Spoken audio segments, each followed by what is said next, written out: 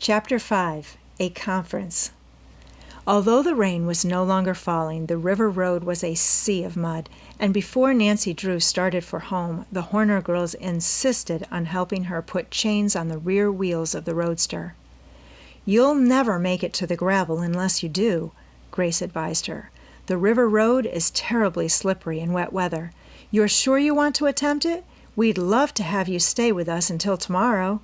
"Oh, I'll have only 2 miles to go before I strike gravel," Nancy returned. "I'll make it all right. But before I go, I do wish you would let me pay for all the trouble I have caused you." "We couldn't think of accepting money," Grace said quietly. "It's been fun having you here," Allie added. At last, after thanking the Horner sisters for their hospitality, Nancy told them goodbye. Allie and Grace watched her until she had backed the roadster from the barn and was safely on the road. "You're taking a big chance in this mud," called out Allie after her. "If you have any trouble, come back here," added Grace. "That is, if you can get back."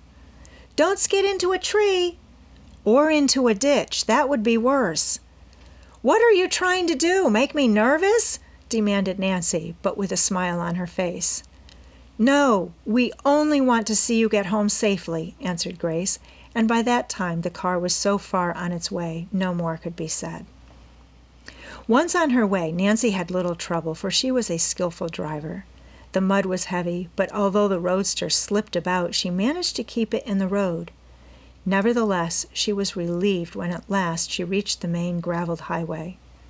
"I'll stop at Father's office," she decided as she drove into River Heights. "I want to tell him about my adventure right away." She parked the car and surveyed it rather ruefully as she climbed out.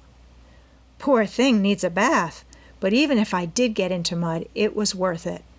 Otherwise, I would never have found out about the Horner girls." As Nancy was admitted to her father's private office, he arose from his chair to greet her. "I'm glad you're here safe and sound," he declared in relief. "I've been worried ever since that storm came up. I telephoned the house and Hannah said you weren't back. It gave me a bad scare." "I had a little adventure," Nancy announced with an important air. Quickly, she told of her meeting with the Horner sisters and what she had learned concerning the Crowley will. "Allie and Grace Horner are as poor as church mice, but they're proud, too," Nancy ended. "If only we could do something to help them. They deserve a portion of the Crowley Estate, but they'll never get it unless someone takes a hand." "From what you say, it looks as though Crowley really did make a will in their favor," Carson Drew commented thoughtfully. "I never had any particular liking for Richard Topham, and I'll admit it would please me to see him lose the money. I'll be glad to do anything I can to help the Horner girls, Nancy. We might invite them to the house for a little conference." "I was hoping you would suggest that." "You say the girls have no idea what became of the will?" "They never saw it." "Well, it's possible that by talking with them we may learn something which may serve as a clue." "I'll invite them to the house tomorrow if you want me to," Nancy said quickly. "You're so clever at asking questions, and the Horner girls will do anything in their power to help." Mr. Drew studied his desk calendar for a moment. "All right, but make it day after tomorrow afternoon at 3. I have no appointment for that hour." Now that she had accomplished her purpose, Nancy gave her father a hug and fairly danced toward the door. "I knew you'd try to help them," she called back over her shoulder. "Now that you've promised, I'll scamper off and let you get your work done." Nancy's interest in the Crowley case had intensified since her chance meeting with the Horner girls, and it was with impatience that she awaited the conference. All the day of the appointment she kept watching the clock, wondering if Allie and Grace would keep the engagement. She had sent them the invitation, and they had promised to come, but Nancy was a trifle uneasy, especially as the hour of 3 approached and the 2 girls had not arrived. "I don't see why they don't come," she fretted.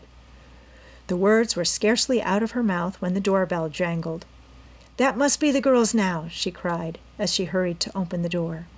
It was indeed Allie and Grace Horner.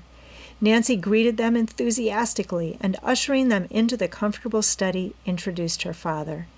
At first, the Horner sisters were rather ill at ease, but after a few minutes they relaxed and began to talk frankly. "Tell me about Josiah Crowley," Carson Drew suggested. "I understand that he was rather a peculiar man." "Oh, he was," Allie began impulsively. "I've seen him go about hunting for his spectacles when they were on his nose all the time." "Did he ever hide things?" Mr. Drew inquired. "Did he?" Allie laughed. "He was always putting things away in what he called a safe place. The place was usually so safe that he could never find it again." "Did he ever say anything which would lead you to believe that he had hidden a will?" Allie shook her head. "Not that I can remember." "Why, he did, too," Grace broke in. "One day when he was at our house, he got to talking about the Tophams and the way they were trying to get his money. "I guess they'll be fooled all right when they find out I've made another will," he said with that odd little chuckle of his. "This time I'm not going to trust it to any lawyer. I'll put it away in a place that I know will be safe." "That's right," Allie agreed. "I had forgotten." "Was Crowley living with the Tophams at the time he told you this?" Carson Drew asked quickly. Grace nodded. "Do you think it possible that he hid the will somewhere in the house?" "You mean at the Tophams?" Grace inquired. "Of course, I have no way of knowing, but it's my opinion that he did." Nancy and her father exchanged quick glances as the same thought occurred to them. Perhaps the Tophams had discovered the will and already had destroyed it. Carson Drew asked a few more questions. The Horner girls were eager to help, but they were unable to furnish additional information which had a direct bearing on the missing will. After Nancy had served tea, they thanked Carson Drew for his interest in them and arose to depart. "If I find that I am able to help you in any way, I will do so," Mr. Drew told the sisters as he escorted them to the door. "And of course there will be no charge for my services. However, unless the will is found, there is really very little that can be done." After Allie and Grace had left, Nancy turned inquiring eyes upon her father. "Charming girls," he commented, "and undoubtedly deserving." "Then you'll help them?" Nancy demanded eagerly.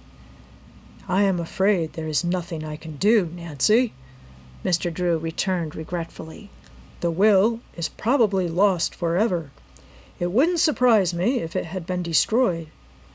"You mean the Tophams?" Carson Drew nodded. "The same thought came to me," Nancy declared.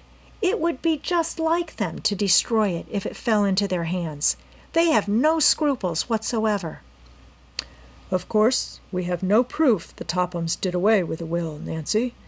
It would be very unwise to suggest such a thing to the Horner girls. They deserve a portion of the estate, but without the will, nothing can be done.